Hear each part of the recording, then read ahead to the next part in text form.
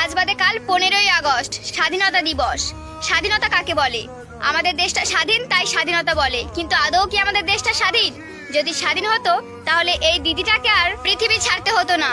আশা করি তোমরা এই কদিনে এই দিদিটাকে ভালো করেই চিনে গেছো। এই দিদিটা হচ্ছে মৌমিতা দি। তাকে নৃশংস কিছু পশু, হিংস্র পশু ছিঁড়ে ছিঁড়ে খেয়েছে। তার কি এমন ভুল ছিল যে সে একজন ডাক্তার হয়েছিল, তাও আবার মেয়ে ডাক্তার? তার কি ভুল ছিল? সে রোগীদেরকে সেবা করত। যাই হয়ে যাক, আমরা এই লোকটার বিচার চাই।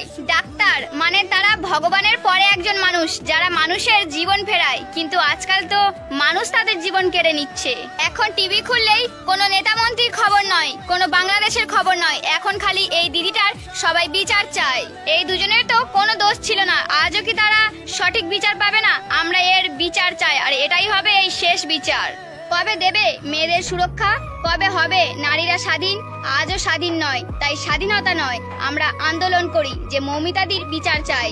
কেউ রাস্তায় বসে প্রে করছে, কেউ আবার মোমবাতি জেলে প্রে করছে। আমরা তো আর আন্দোলনে সামিল হতে পারলাম না, আমরা ঘরে বসেই মৌমিতাদির আত্মার শান্তি কামনা করি। যেখানে থেকো ভালো থেকো, আমরা সবাই আছি তোমার পাশে, আর তোমার বিচার আমরা ঠিক চাই। এই শাস্তির বিচার তো অবশ্যই